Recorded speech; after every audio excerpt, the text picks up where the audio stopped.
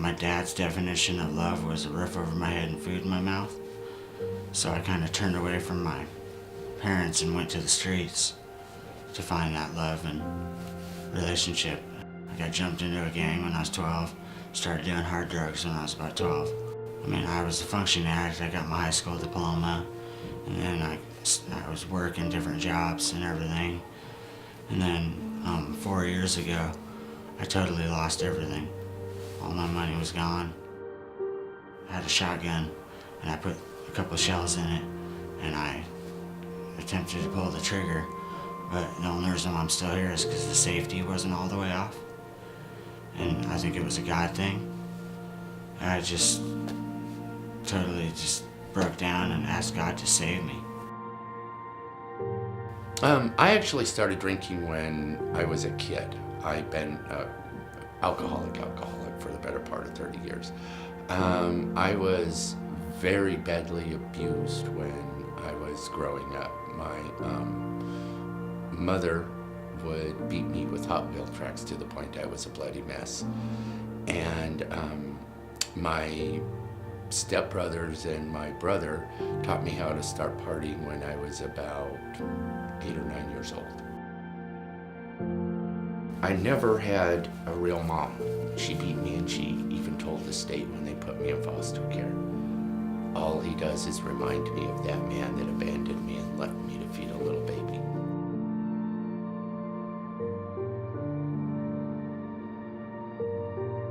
I was, a functioning alcoholic. I could hold down jobs, and but when my health became a factor, when I needed, to wake up and waiting for the liquor store to open and counting the minutes and having to sell, belongings just to get, a fix.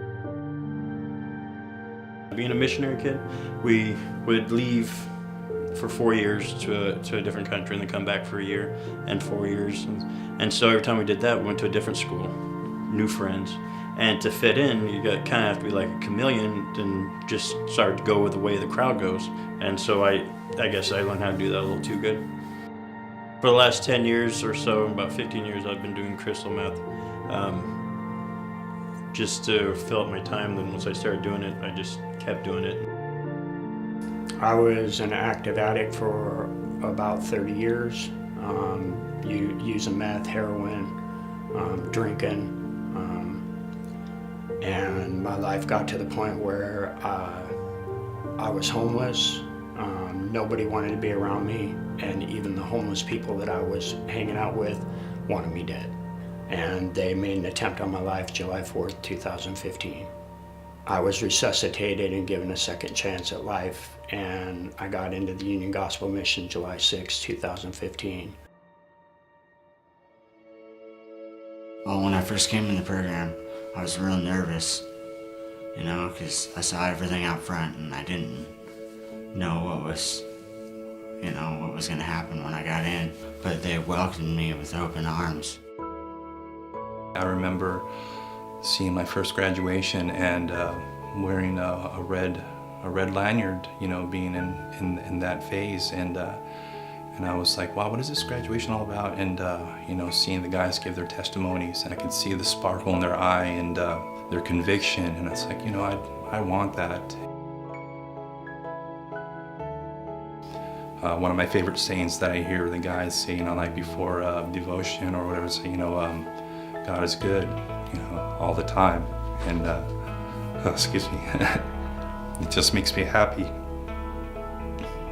to say that.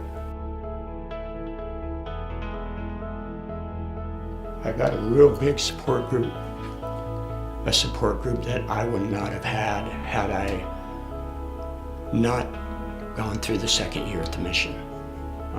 People that really loved me, that cared deeply about me, and it's the life that I've always wanted, but never thought it was going to be possible.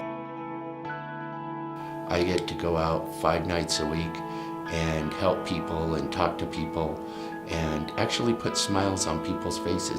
From the first day I went out, I knew this is it. this is me, this is what I want to be, this is what I want to do. And at that point, it became not about my promise to anything else. It became, this is good for me. Me being here is good for me. And doing this actually helps in my recovery from alcoholism.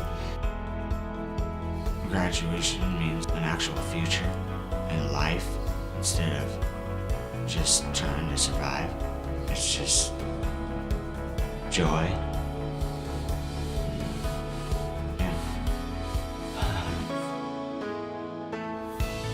I had a dream the other day where I was talking to myself, and it was just a pretty powerful dream. And it was my old self talking to my new self, and we sat there and we talked. And then I was like, okay, well, shook his hand. I was like, well, I'm good. I'm happy that, we're still the same person, but we're not. And I'm just going to walk away from you now. And I walked away with a smile on my face. I live by faith. I don't live by my sight anymore. Because I see clearly now what God has done for me.